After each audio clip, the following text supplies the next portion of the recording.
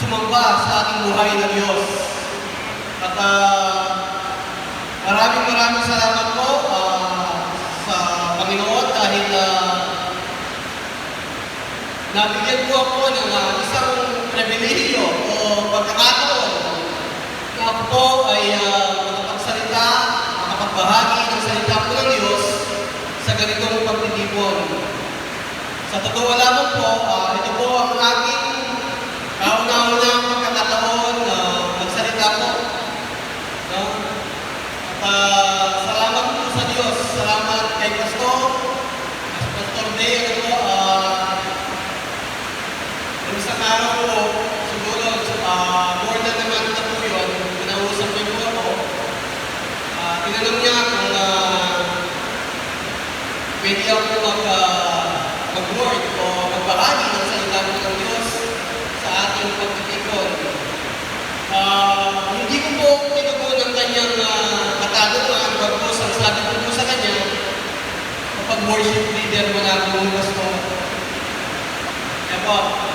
Pero ganoon naman po, ilang linggo po ang dumaan, nandun po yung conviction ng Panginoon. Nandun po yung pangungusap ng Diyos sa akin na bakit tatanggihan mo ang oportunidad na ibinibigay sa akin. Kaya nung muli po kami nagkausap 2 weeks ago, ang bungad niya po sa akin, no, sabi niya gano'n, Ewari, mag-exhort ka. So, yan ako kung tama rin ko, talagang push na akong mamiyay mensahe ko, kailangan ko yung pagkakataon. So, kailangan ko may pag-perfect, sabi ko po kayo, sige, pass ako, schedule mo. So, kinuha niya po siya po na, at dinari niya po ng date. No, ano po, in-18 ka na mag-word po. Pastor, ako po, next week later wala niya. So, dinari niya po si Padre sa po at sabi na, no, 25 ka na.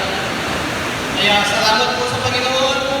Ngayon, nandito po po upang ibahagi ang salita po ng Diyos sa bawat isa. Palakpakan po natin ang Diyos! Hallelujah! Bago po tayo tuluyang magpatuloy sa ating paksa, manalangin muna po tayo. Hallelujah, Lord! Hallelujah! Dakilang Diyos, sa pagkakataon po nito, aming Ama, kami po ay nagpapasalamat sa inyo. Sa pagkakataon ay pinagkalog mo sa bawat isa sa amin upang kami magkatipon sa lugar nito, upang ikaw ay aming itaas, upang ikaw ay aming sambahin, Panginoon. Lord, maraming salamat sa kabila ng sungit ng panahon, Panginoon. Nandito po ang iyong mga anak upang magpuri, upang sumamba sa iyong dakilang pangalan, Panginoon. Kaya nga, O Diyos, nararapat lamang po na itaas ang iyong dakilang pangalan dito sa aming kalagitnaan. Dahil ikaw ay mabuti, dahil ikaw ay tapat sa amin, Panginoon. Maraming salamat, O Diyos. Maraming salamat. At sa aking magulang at kapatid na nandito, Lord, mensahe ang marinig nila. Nawa ito po, Panginoon, ay maging kalakasan, maging inspirasyon, Panginoon. Kung ito man, O Diyos, ay pagtuturo o pagpapalot sa amin, Panginoon, nawa, O Diyos, tanggapin po namin ito na may kababago, Panginoon. Hallelujah! Maraming salamat, O Diyos. Salamat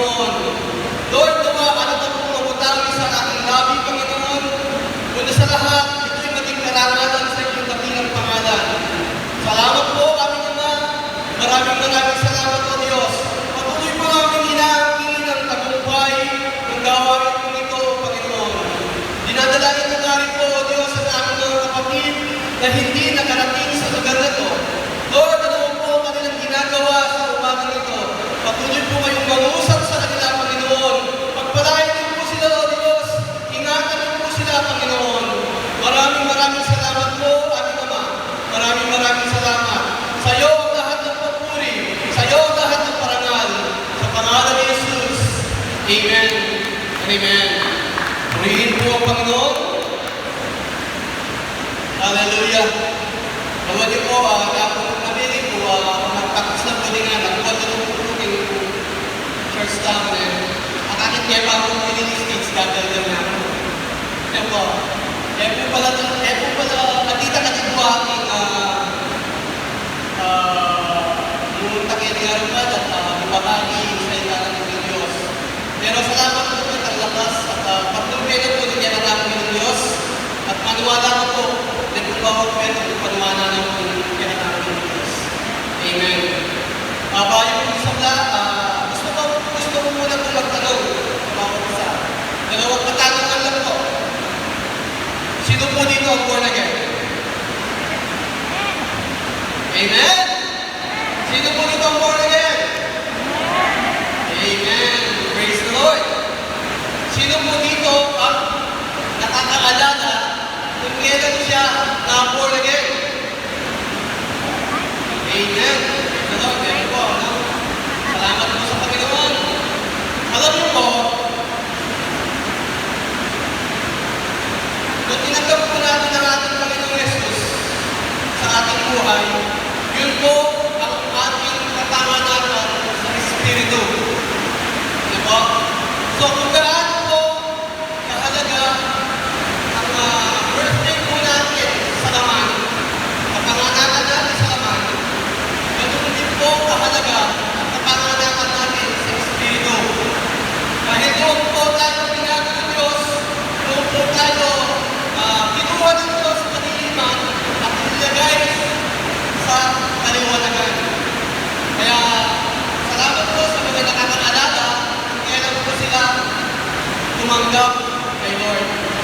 Personally po, ako po'y tumanggap sa Panginoon noong March 25, 1985. Tinanggap ko po ang Panginoon. So, huwag ko na pong pentahin, ilang taon na po yun. Pero nakakasiguro po ako, isa po ako sa pioneering ng church nito. Kaya, maraming po salamat sa Diyos. Nakakaalala po ang birthday ko sa Espiritu. Sa totoo lamang po, wala naman po nag-invite sa akin upang ako'y tumanggap sa Diyos. Panginoon. Parang accident lang po ito.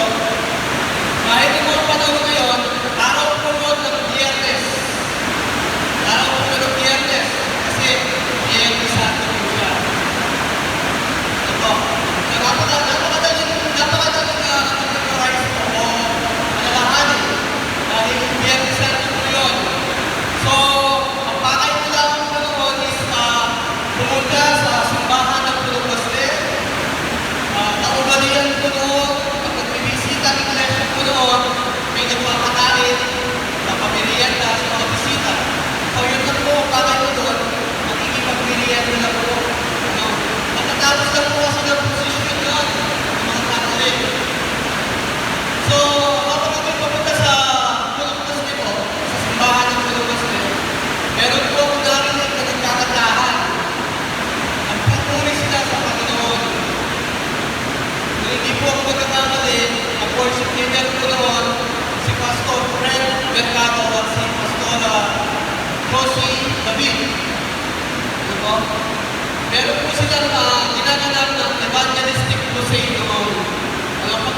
Pag mga ganun na okasyon po kasi, ang ating mga kapatid, ang simbahan po natin noon, very active po siya sa mga ganun na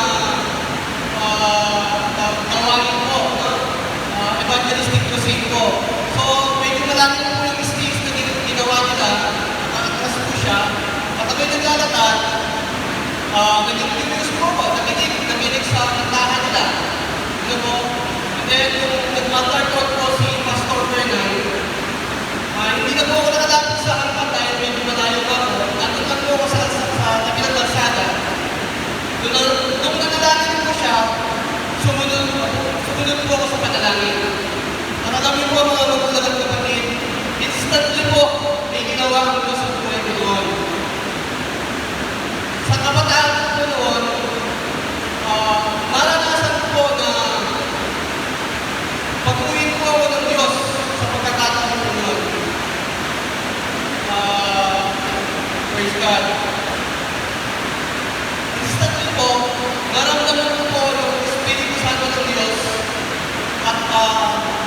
po ako ng pananampalataya.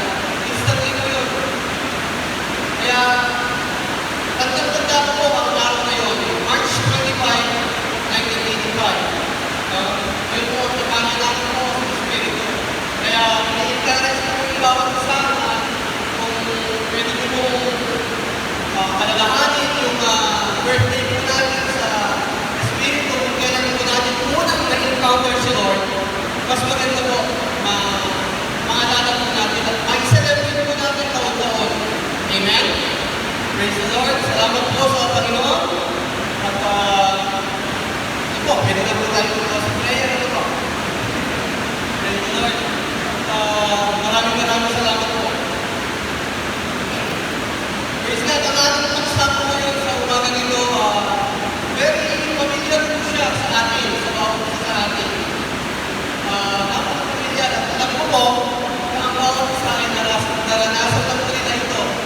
Itong talata na ito. Ito, sa Bible. So, madalas po, napapulitin po sa message ko ito. Ang stop po natin is back to the basic. Back to the basic. Lagi po tayo mag-out. Kaya isa po tutulong po yung kasabihan. Hindi marunong mo sa pinagdalinan. Hindi makararating sa pagkakuliwanan sa mga matatilan po. So, kailangan po natin yung minsan, babalik-balikan po natin. Babalik-balikan po natin. Salamat po.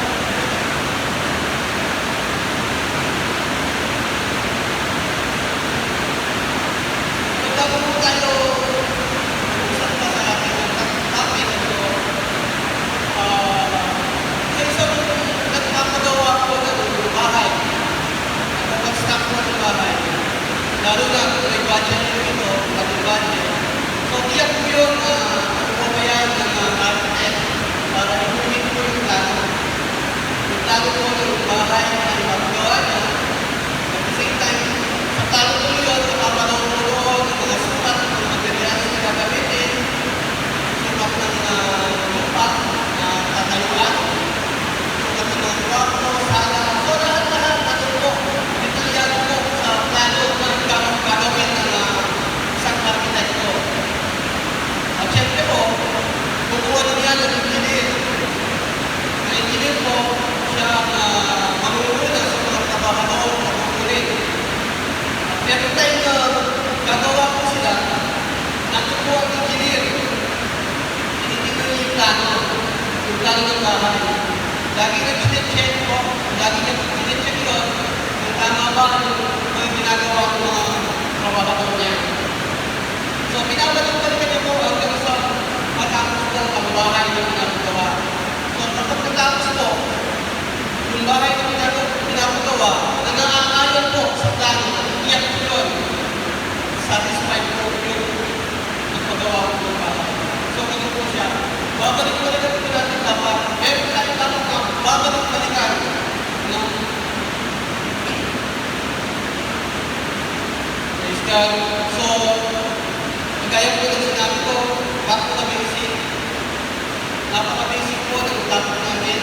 At alam ko, naranasan na po ng bawat isa po. Ang ating text po ay 2 Corinthians 5:17. Kagaya ng katanungan ko po kanina sa mga born again dito. So, ito po, kapag born again po kayo, ito po yan ang naranasan ninyo sa buhay ninyo. Nabasahin ko po sa NIV. Therefore, if anyone is in Christ, the new creation has come. The old one has gone. The new is here. Amen. Tagalog po.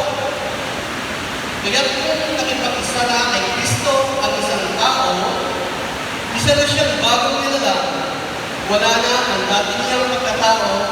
Sa halip, ito'y nakalitan niya ng bago. Amen. So, ito po ang basic characteristic ng isang Kristiyano na tumanggap kay Jesus. Meron po siyang isang binarang buhay. Meron po siyang isang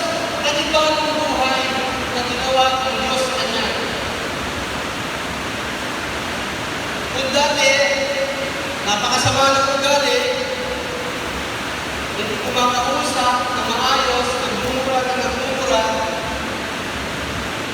Pero mula nung tinanggap niya si Jesus sa kanyang buhay, hallelujah na siya ng hallelujah. Amen? So, may pagbabago. Yung po ang tunay na nakapag-isa ni Yesu Cristo. Yung may pagbabago. Yung dati niyang pagkatao ay napalitan na ng bago. Hindi napalitan na ng bagong bunga dito. Bago. Napalitan na po ng bago. Ito po ang pinakatatak ng isang bunga niyan talaga. Itong 2 Corinthians 1:17. At meron din po ako na isulat dito. Basic characteristic of true believer. Katangian ng isang tunay na mananampalataya. As a God's chosen people, they possess the Word of God. And they are the salt and the light of the world. Sabi po dito, as a God's chosen people, they possess the Word of God.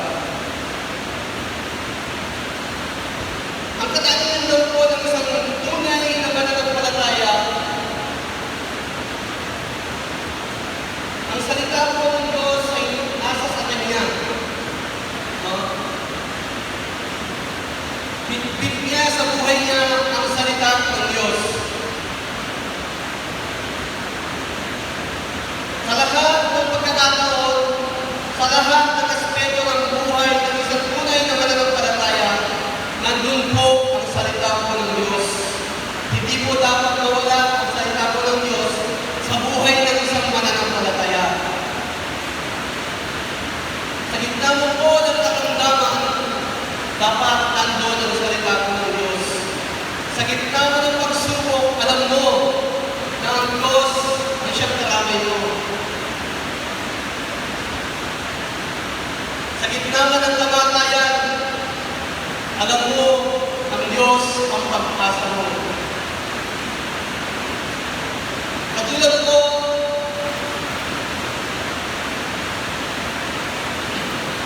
ng 3 tao na to, Shadrach, Meshach, at Abednego. Alam niyo po, kung titignan po natin sa Daniel, chapter 3, verse 1 to 13. So, nandun po ang istorya pa na Shadrach, Meshach, Abednego, nang sila po ay tapon sa nagdalagang vlog na lugod. Dahil kay kautusan ko, ang mahari ng Babylonia noon, na kung sino man ang sasamba sa ibang Diyos, bukod sa rebultong pinagawa ni Haring Nebuchadnezzar, ay papatayin. So, sa kabila po ng kamatayan, hindi po natakot itong 3 mama na to. Alam po nila, hindi po sila pipiruin ni Haring Nebuchadnezzar. Kahit doon, ang salita ng hari, hindi mababalik ang lahat. So, ang nangyari po, may nagpulat po kay Haring Nebuchadnezzar na ang 3 ito ay hindi sumasamba sa Diyos-Diyosan na pinagawa ng hari. So, dali-dali kami pinatapon ito sa ungol. Alam niyo po, kahit usok, hindi man sila nangamoy usok. Dahil yung proteksyon po ng Panginoon, nandun po.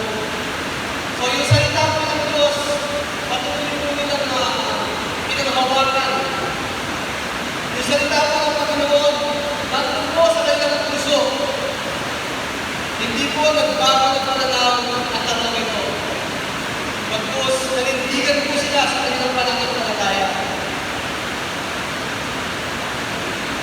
Kaya, nung tinignan po sila, nagulat po ang hari. Di ba, 3 lang ang itinapon natin. Bakit ngayon, 4 na? So, ibig sabihin, sinamahan po sila ng ating Panginoon.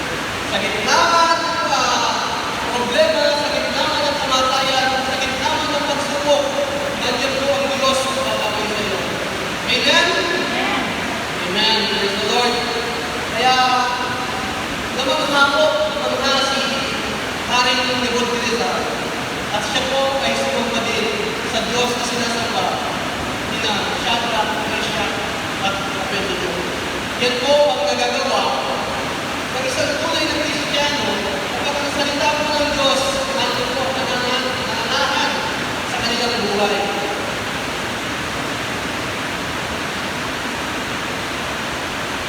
Praise God. Sabi po, as a God's chosen people, they possess the Word of God. May ganun po ito. And they are the salt and the light of the world. At sila ang asin at ilaw ng isang lugar.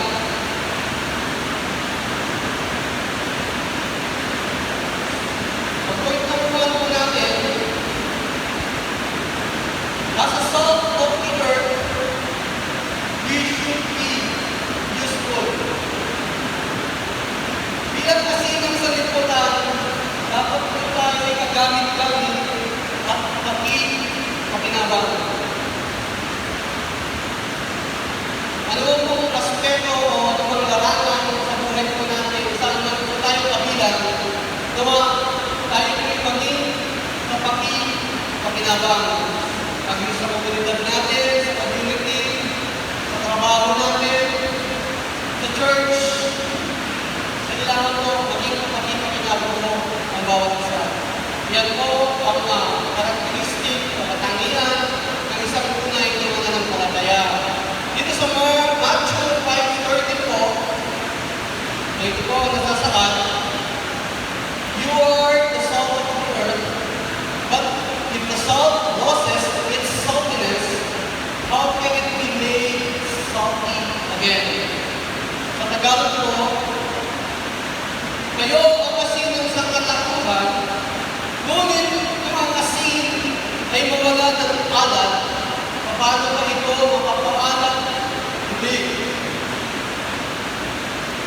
Hindi pa wala na itong kabuluhan, kundi itapon at tatangan ng mga tao. So, ito po ang isang karakteristik ng mga asin. Muna po, ang layunin ng asin ang panatili sa English po, conservative. Noong unang panahon po, ay wala akong pinag-Christian na ito noon, yung mga nangangasok ko noon sa buka. Kapag natapos yung mga yan, at hindi ko rin nanangunos yung karne, ang ginagawa ko yan is yung natirang ng karne, binubuturan ko yung ng asin. At the same time, lalagay ko na sa isang lagayan, sisilip ko rin na yan sa isang kakayan. Dahil yung kakayan, may yung malamig ko yung malamig sa mga. So, para mag-iwasan po yung mabilis na pagkasira ng karne, binubuturan ko ang asin. So, ibig sabihin, conservative po ang use ng asin. Ang sabi po nito, ito ay tagapagpanatili ng kasariwaan ng isang pagkain mula sa pagkasira. Naiiwasan ang mabilis na pagkagulo ng mundo dahil sa kanyang alat. So, ibig sabihin po, dahil tayo at tinaguriang asin ng sanlibutan, at tinaguriang asin ng sanglatamuhan, tayo po ay panatili, conservative, pinip-preserve po natin ang mundo. Alam po natin sa ating panahon ngayon, kabila po ang kasamaan. Napakaraming krimen na nangyayari. Nagtitigil mo kung ginagalawan po natin sa kasalukuyan, napakasama na po. Kaya po tayo nilagay ng Panginoon para po i-preserve po ang mundo ito.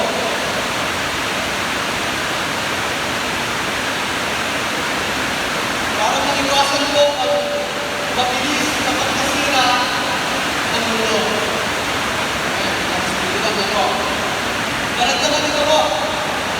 So, kung pumatutod, maganda na yung matutod, pare-pareho. Praise God. So, gaya po ng sinabi ko kanina, tagal lang po manatili. For example po, sa ating pamilya, nagtutay-tay tayo, sa pamilya na lang po natin, nakikita mo ang pamilya ko. Una na relasyon ng bawat isa ngayon. Alam na alam mo, bakit mo na, kung hindi sila makakakilala sa Panginoon, iyak at iyak na. Sayang iyak sila. Tulungin. So para maiwasan po o may preserve po natin sila, sigurado na apoy ng impyerno. Nandiyan po tayo upang mag-witness sa kanila, upang magpapalo po sa kanila kung ano ang ginagawa ng Diyos sa ating buhay. Huwag po natin pabayaan na ang ating pamilya ay mapahamak. Dahil ito po ang binigay sa atin ng Diyos na unang ministry. Unang pinagpatiwala ng ministry ng Diyos sa atin ay ang ating pamilya po. Sagutin po natin ang ating pamilya sa Panginoon. So, panatilihin po natin ang ating pamilya ay patuloy na may maligtas din sa sigurado ng pahamakan. Pangalawa po, kailangan ng sin, pangmalasa. Ito rin. Naranasan ko po ang mag-inom ng pinag-inom na ako po. Pinirino ito. May member ko rin ng asin. Hindi mo nilagyan ng asin, pinirino ito. Ano po? So, makakain mo naman siya, pero hindi ka masisiyahan sa lasa. Hindi ka masisiyahan. Pero pag nilagyan mo ng konti asin, nilagyan mo ng konti asin yan, tama-tama yung mata, hindi yung katulad ng luto ni Roseli na maaga. Jokan mo yan. Wala. So, kapag pinupuan mo ng pagmalasa yan, sabi natin kung yung salita ng pagpapang, makamatay na malalasin ka ngayon niya yan. Diba? So, ibig sabihin, nandun yung flavor, nandun yung lasa. Nagsinigang ka, sinigang na tangan ng salmo, my favorite. Ano yung kanya na kapatid ko, pero nung halimbawa, kaya na hindi kayo nasin niya, dahil na rin ang pagpalasa niya. Okay. Kaya naglalaya sa pamilya. So, ganun po ang importante ang asin. Sabi po nito, kung wala ang Kristiyano at ang kaligtasan na pinapahayag niya, ang mundong ito ay nagpapatuloy sa pagiging walang lasa at walang kabuluhan. So, kung wala ang Kristiyano daw at ang kaligtasan na pinapahayag natin, ang mundong ito ay patuloy sa pagiging walang lasa at walang kabuluhan. Tayo yung itang nakakaasin. Kung kita mo, tayo po ay hindi magiging pagpapala, hindi tayo magiging pagpalasa sa mundo ito. Magpapatuloy po ang mundo ito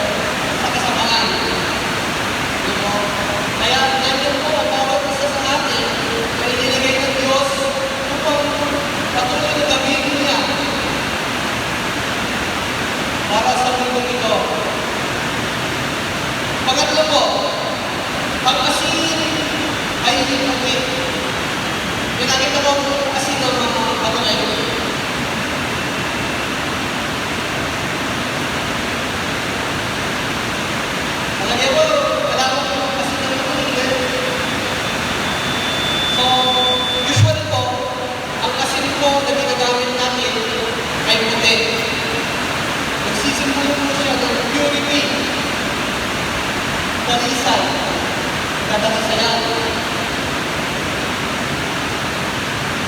Ang sabi po dito, ang Kristiyano ay nangyayarapan sa mundo. Ngunit, dapat mabuhay ng may kadalisayan. Kakaibang buhay, ang Kristiyano ay dapat makita ang kalwalhatian ng Kristo sa kanyang buhay. So kung tayo po ay asin at tayo ay kulay puti o dalisay, may taglay na kadalisayan ng buhay, makikita po ng mundo ito ang kakaibang buhay po natin. Makikita ng mundo ito na binago tayo ni Lord. Makikita ng mundo ito kung sino ang Diyos na ating pinaglilingkuran.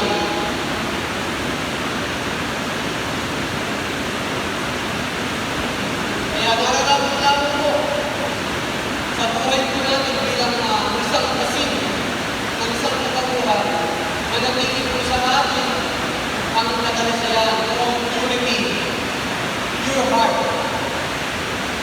Wagas, tunay.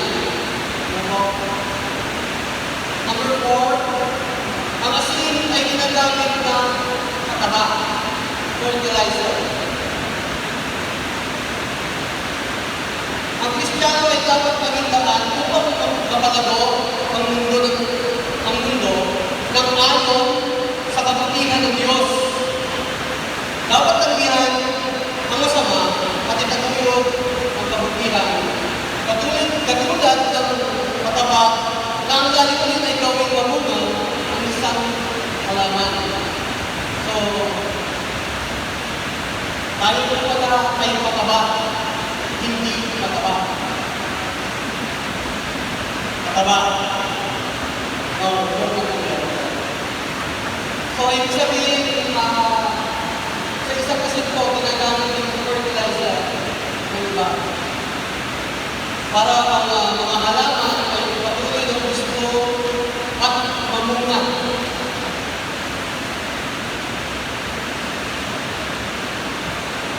So sa ating pananatili sa mundo ito, dapat tanggihan ang masama na itatuyod ang kabutihan. Tanggihan ko po.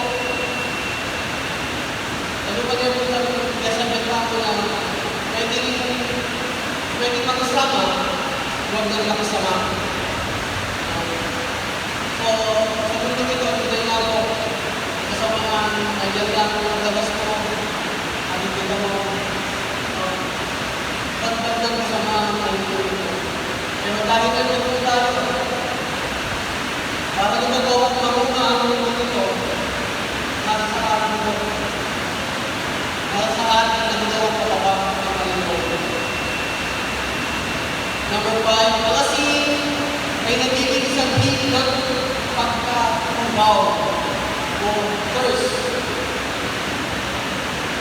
Sa parehong paraan, dapat mahawaan ng Kristiyano ang tao na matubaw sa pagkakilala kay Kristo at sa kaligtasan ng kaluluwa. Kung tayo ay mamumuhay bilang isang Kristiyano araw-araw para sa kapuliran ni Kristo, ang mundo ay makikita na kakaiba tayo at magnanasa na makilala din si Kristo.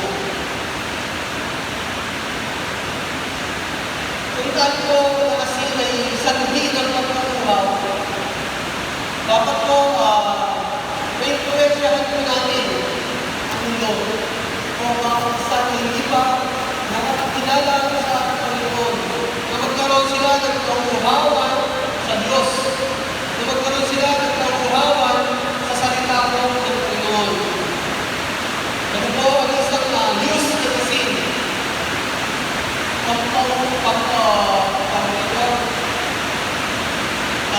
mauuhawan po ang mundo ito sa salita po ng Diyos. Tayo po ang aming dahilan ng pag-uhaw ng mundo. Praise God.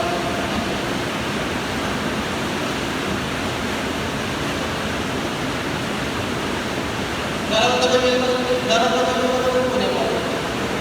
Praise God. Si Lola, tulog na yata.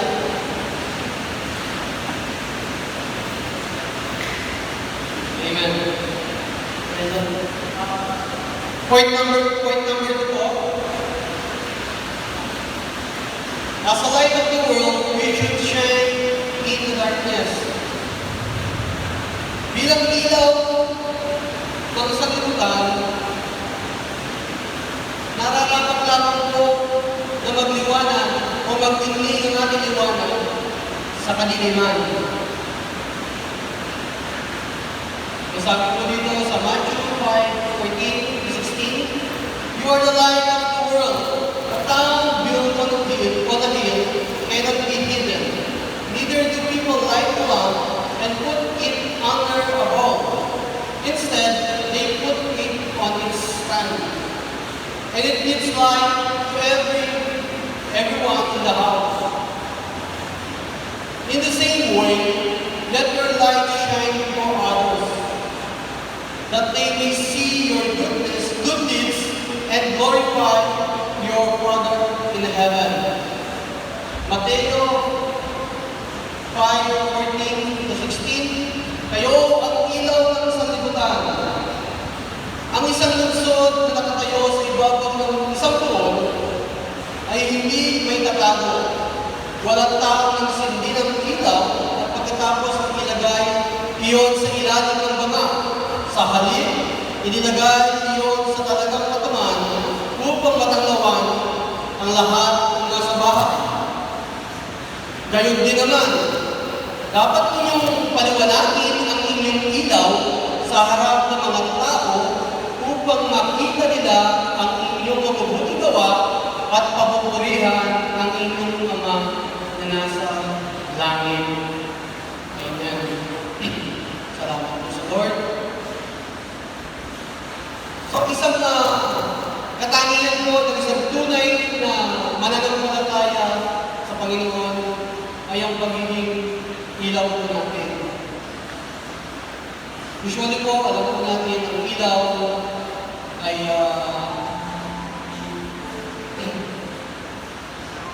tulad po niyan. Kung papatayin po natin yan, magiging madilim po. So, ibig sabihin, may taglay na liwanag po ang ilaw. Kung bawat isa sa atin po dito, na sinasabi na salita po ng Diyos, ikaw, ako, tayong lahat, ilaw ng sanlibutan, ang mundo ito ay magkakaroon ng kaliwanagan.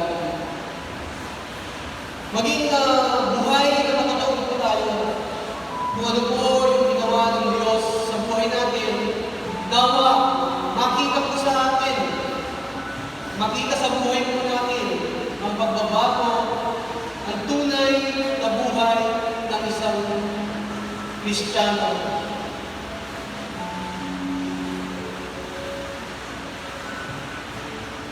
So, ang ilaw daw po ay sumisimbolo ng buhay. Bilang isang Kristiyano, tayo ay pinagkalooban ng isang buhay na kung saan tayo ay dating patay sa Espiritu.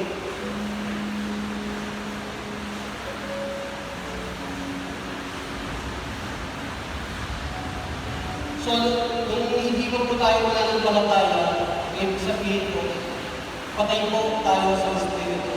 Wala po tayong kaugnayan sa Panginoon. Pero salamat po sa Diyos, nung nakilala po natin siya, naging ilaw po tayo ng sanlibutan. Ang buhay po natin ay naging buhay na patotoo sa ating kapwa, sa lahat ng tao. Nawa ang buhay po ito na binago ng Diyos, makita po sa atin.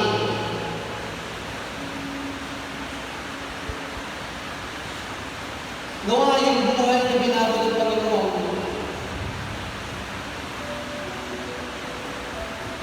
Saan man po tayo kumaroon, makita po ang buhay nito na may pagbabago, hindi na katulad ng dati.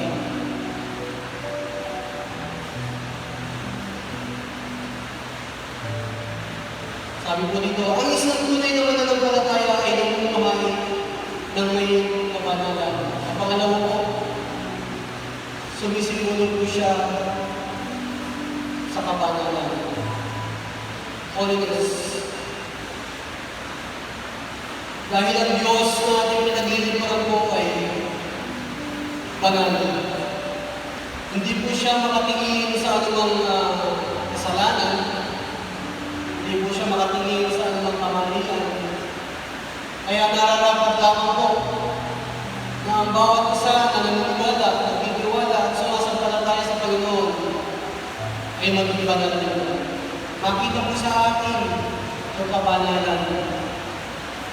Makita sa bawat isa sa atin ang kabanalan na nanggagaling sa Panginoon. Number 3 po, tayo ay pinagkalooban din ng kabutihan niyo, goodness.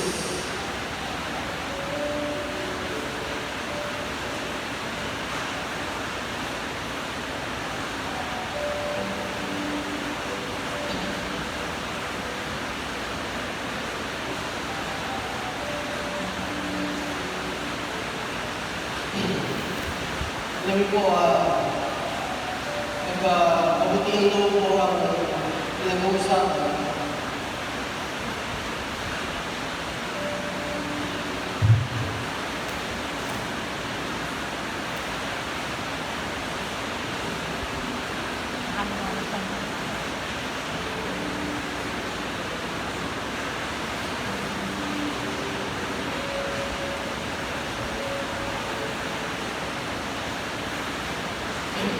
Maalala na si Pastor.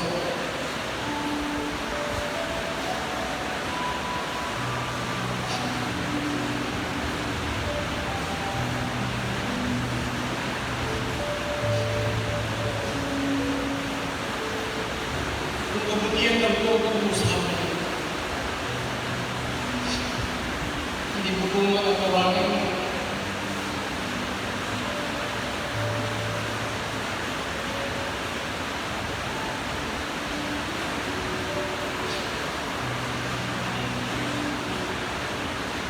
Napakabuti po ng dalawa ni Pastor. Bagamat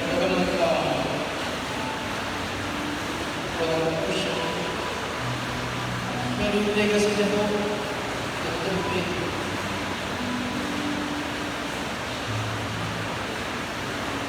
Yung kabutihan ng tao yung hindi nagagawakan.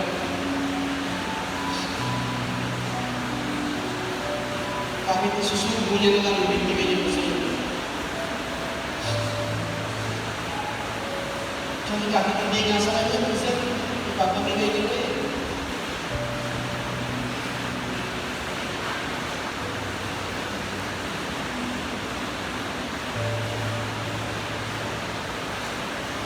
Ayan. Pasensya na po. Alam mo po, ang bawat isa ko ay gusto si Pastor.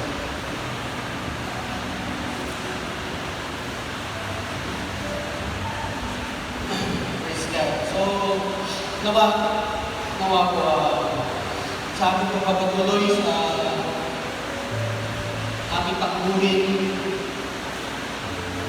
nawa po, makita po nito sa atin, sa bawat isa sa atin, ang magpapatuloy, ang kabutihan mo.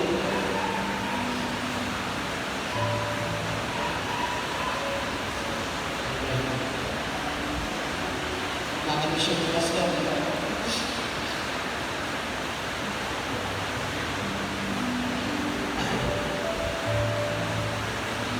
Sayang lang kung hindi niya makapagal na magsalita ako sa akin. Kaya takot yung gusto ko po ito yung paligid niya. Hindi mo joke lang. I'm proud. Proud ko pwedeng pastor niya. Proud ko yun. Kusina ko po. Kusina. Praise God. Number 4 po. Binigyan din tayo ng katalinuhan at kaalaman para makita ang mabuti ng sama. Matangkang na kawalan. Ito po ang isang simbolo ng isang ilaw. Binigyan tayo ng katalinuhan ng Panginoon at kaalaman. Para sa ating pananatili po sa mundo ito, makita po natin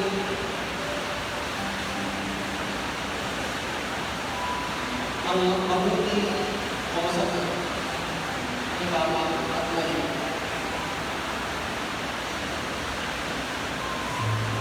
Diba, huwag po tayo kumayon. Huwag po tayo kumayon sa nakikita sa mundo. Patuloy po tayo maging matalino, maging wise sa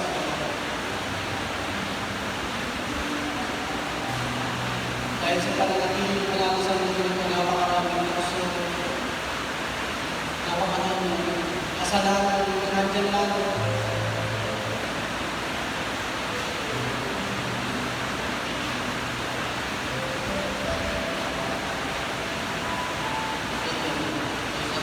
So, ito po yung number 4, katalinuhan at kaalaman po. Pinagkakalaw sa atin ng Panginoon bilang isang ilaw ng sanlibutan. Number 5, grasya. Grace. Dahil sa grasya ng Panginoon, tayo ay nakaligtas at nagkaroon ng buhay na walang hanggan. Kaya nararapat na ibahagi ang grasya ng Panginoon sa ating kapwa. Papuno mo yung naranasan natin sa Panginoon. Yung grasya na ibinigay ng Diyos sa atin kung tayo magkaroon ng kaligtasan. Nawa po, ibahagi po natin ito sa ating kapwa. Upang sila mga ay maranasan nila ang grasya ng Panginoon.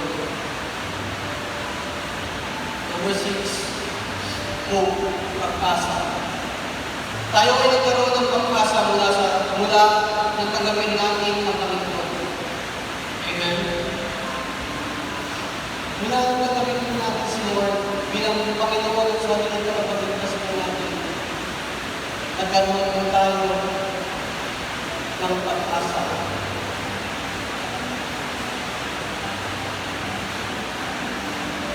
Ang susuliranin lumalik sa buhay po natin, alam po natin at inaasahan po natin ng Diyos na siya kasama natin, na siya karamay natin.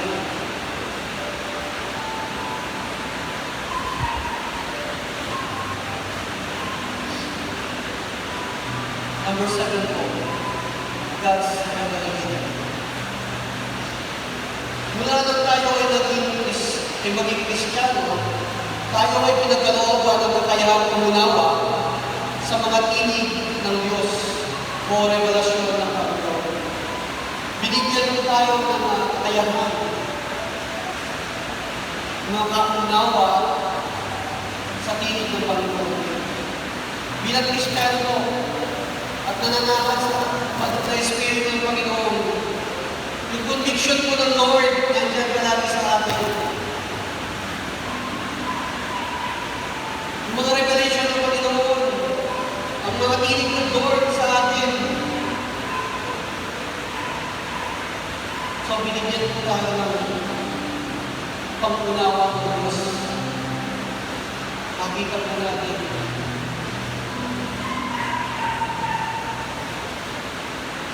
Isa po kasi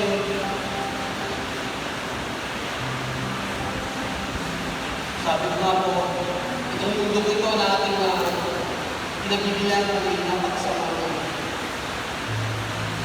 Isa din ito Minsan na nakikiayon ka na pala. Nakikiayon ka na pala sa takbo ng salita. Yung conviction ni Lord, minsan binabaliwala mo na lang. Yung revelasyon, yung tinig ng Diyos, minsan hindi mo na pinapansin sa buhay mo. Pero mga magulang kapatid, si Lord po, nandiyan palagi mangungusap. Si Lord po, nandiyan palagi. Habang hindi po tayo kumakawala sa Kanya, ang Panginoon po, palagi nandiyan. Palagi nangungusap sa bawat kasama. So, ano po ang purpose namin na ito? Nalinalimutan tayo sa sin at ilaw ng sanlibutan.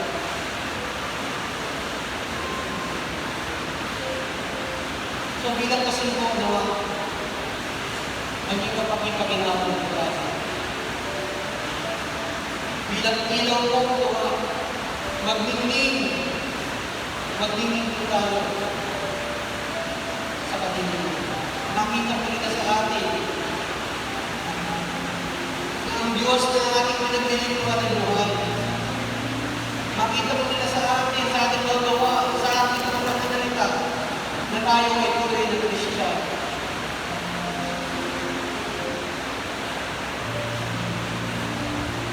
Ito po yung naghahanap natin.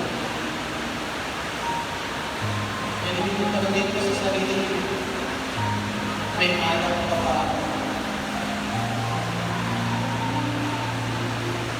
May alam ka ba?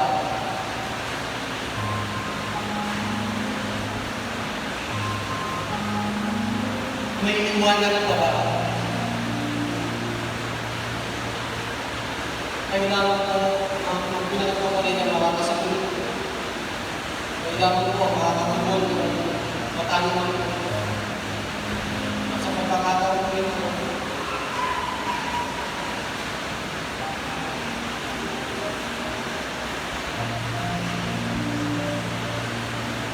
Ang kasagutan po natin sa tanong ng buhay, mawala na ang mga alam mo. Medyo nawawalan na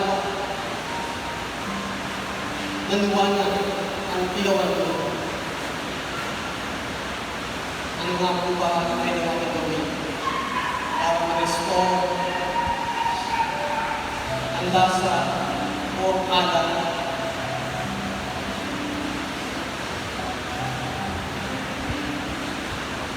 Sabi po dito sa conclusion natin, how to restore the saltiness as a salt and to shine as a light. Paano mapapanumbalik ang lasa o alat at liwanag ng ating ilawan? Paano nga po ba mapanumbalik ang lasa at liwanag ng ilawan? Kaya ang ating asal, always go back to the basic. Lagi po tayo bumalik sa atin po natin, isa tayo simula. Kung ano po yung ginawa natin, kung na-encounter natin sa Jesus, mga magulang ang kapatid, sa kaurasan po ito, patuloy po tayo umabot sa buhay. Patuloy po natin i-review ang ating commitment sa Panginoon. Patuloy po tayo humingi ng kapatawaran. Patuloy natin ibaba ang ating mga sarili sa Panginoon. Sige po, tumayo po tayo lahat. At patuloy po natin sa pagdahin ng Panginoon sa oras po ito. Hallelujah, Lord. Jesus. Oh, we praise you, Lord.